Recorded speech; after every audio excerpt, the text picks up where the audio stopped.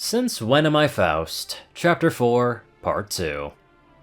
The two of us walked inside, only to find the library abandoned. It was the same as it was after Twilight left in episode 1. Near the shelves on the far side of the room lay a present box skewered through by a dragon's tail. Books were littered along the floor and papers decorated the desks. It made me feel somewhat sad to see the state of the place. I liked libraries. I must say, this is a little different than I thought it would be. I'd at least expect someone to upkeep the library. Across the room, Cadence had almost automatically started cleaning up. Twilight used to keep this place tidy, but then she moved to Ponyville. Cadence then turned to me. Have you met Twilight yet? No, but I've heard a lot about her from Tia. I said with a shrug, and Cadence nodded at me with a smile. A few minutes later, as the pink alicorn finished clearing one of the desks at the back of the room, she sighed. Looking up at the rest of the library, she frowned at the mess. Throwing her hooves up, she exclaimed, "This is going to take forever!" Lauren chuckled at the princess's comments, and she looked over at Cadence with a soft smile. No, not really. Back when Celestia was just a filly, I got used to cleaning up both of her messes and the loose papers that would often go flying around my office.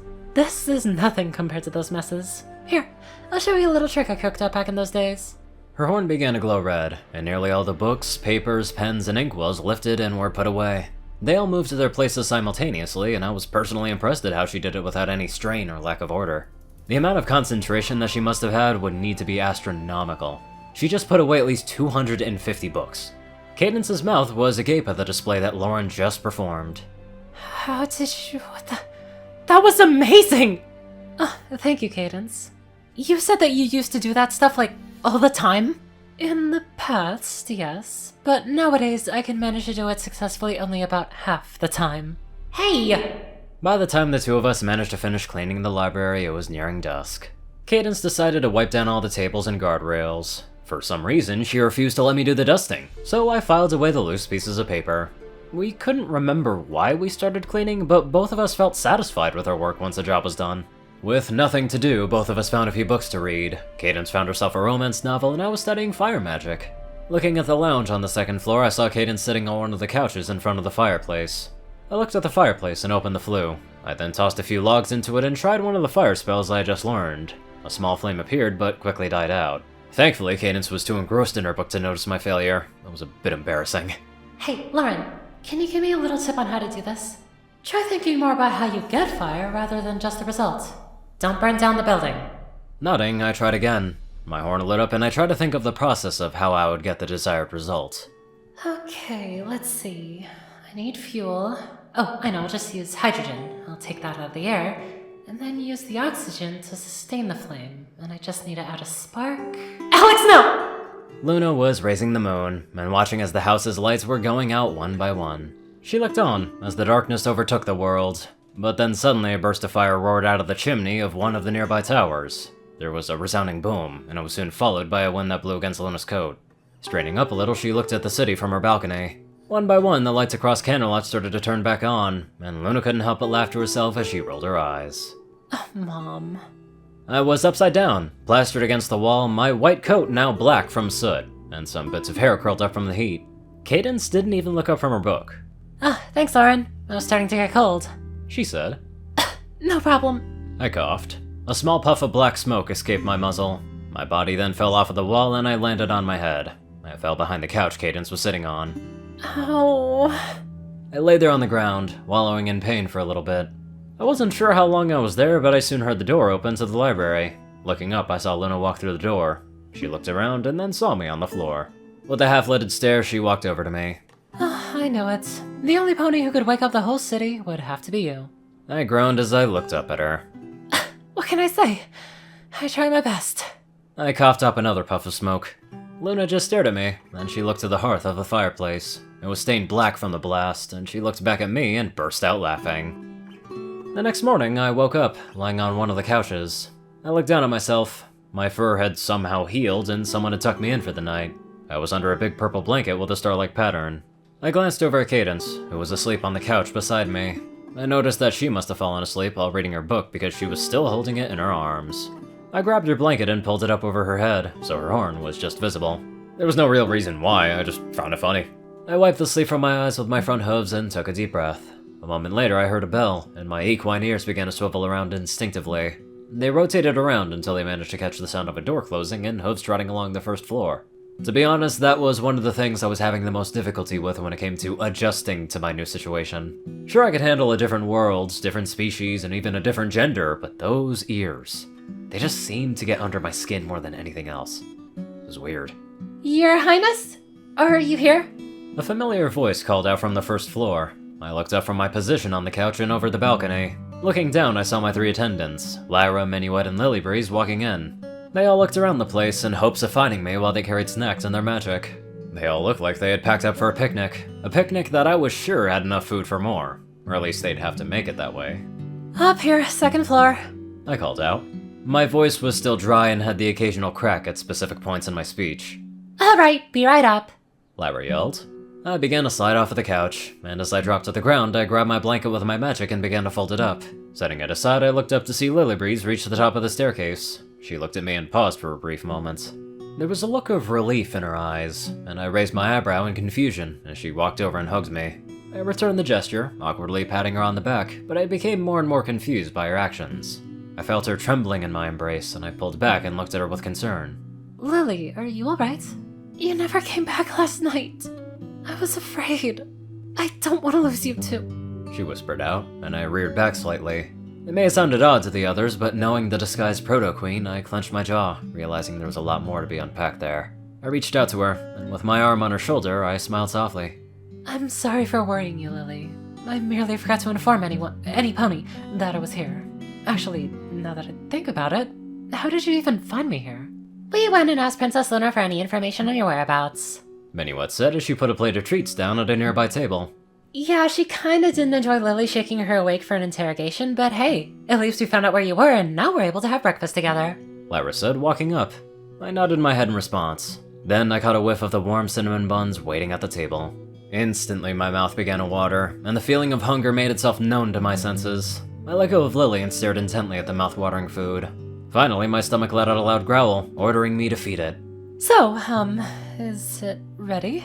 I asked briefly, pointing to the food display. Mostly. We're just waiting for the coffee to brew at this point. Lyra stated with a nod. I clapped my hooves together in anticipation as I waited for the coffee to arrive. When it did, we made our way over to the small lounging area and grabbed our food. Lily served the coffee to everyone, and we enjoyed talking with one another. I found myself grinning as I looked at my cinnamon bun and my new friends. So what plans do you girls have for today? I asked as I took a sip of my drink. Lilybreeze was the first to speak up. I have no plans. My job is to be your maid, and everything I've been directed to has already been done.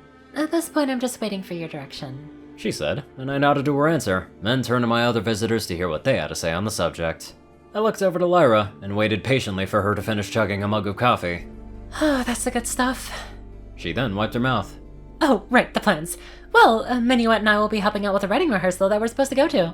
We'll have to go within a minute or two, but we just wanted to make sure that we said hi. I smiled and took another sip. Well, thank you for passing by. I then took a bite of my cinnamon bun and asked. Please swallow your food. I gulped and tried again. Sorry about that. Whose wedding is it? All of my attendants turned to stare at me in shock. Wait, you mean no pony told you? Told me what? I shrugged. Minuet threw her arms out to the side. Princess Cadence is getting married in 2 days! The room seemed to freeze as my initial shock overcame me. My coffee cup fell to the ground, shattering, as my concentration on the levitation spell all but disappeared. I felt as if my heart had stopped. My blood quickly went from mildly chill to ice cold, and the hair on my back and my neck stood tall. A few seconds passed as the tension in the room started to grow. My attendants all began to look at me with worried expressions. Lily was the next one to speak up. Hey, Princess. Are you alright? My statue-like state yielded no response from my maid and instead furthered her growing concern. I think we broke her. Lyra stated, leaning into my line of sight and waving her hoof to get my attention. She continued to do this until I pulled myself out of my stupor. I suddenly got up and ran over to the couch. Throwing off her blanket, I yelled at Cadence. Hey, Buttface! Why didn't you tell me you were getting married in the next few days? Cadence groaned as she stirred from sleep. She looked up at me and raised an eyebrow. Buttface? Really, Lauren? Really, Alex? You heard me. Cadence shook her head and slowly got up. She seemed surprised that she was still in the library, but she paid it little mind.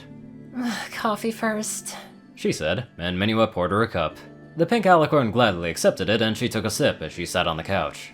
So, what is this all about? She groaned. I don't think Cadence is a morning person. Lyra was the first to get over her initial shock that the pink alicorn was in the room and spoke up. We were telling Lauren about how you were supposed to be attending your wedding rehearsal in the next 10 minutes. Cadence's ear lifted as Lyra said this, and her eyes shut open. She quickly gulped down her coffee and jumped up onto her hooves. Oh, no, I'm late. I'm a mess. I gotta go. See you later, Lauren. She jumped off the balcony, gliding to the first floor, and then ran out the door. Lyra looked over to Minuet. Do you think we should follow her? Minuet nodded and the pair got up and ran after the princess. Both of them waved goodbye as they left the library, and then I waved back as they closed the door behind them. Shrugging, I turned to Lily and said, Well, I guess it's just the two of us then. Lily nodded, and I took another sip of my coffee. I then noticed that Lily was staring at me. Putting down my cup, I looked back at her and said, Yes? Huh? Oh, nothing. It's just, well, when you heard about the wedding, you looked shocked, but your emotions showed that you were more panicked and fearful. I was just wondering why you would be so scared of Cadence getting married. I gave a half-hearted chuckle to her question. Oh, no, I'm not scared of Cadence getting married. I'm all for it. But what? I'm scared of the day that she gets married, and how close it is. She looked at me with confusion, and she raised an eyebrow. Why? Looking at her, my gentle smile disappeared. My face became one of complete seriousness, and I looked her in the eyes. Because that's going when your mother strikes. I wonder how the Changeling raid is gonna start and end. Maybe it could be the same thing with just a different viewpoint, or it could be an entirely different outcome all on its own. Either way, I can't wait to see what happens. Anywho, let's get on to our glamorous donators. Top donators: TacoCat598, Peter Coulthard, J Tinman, Darkside, Gauntlet, and Only One Thing.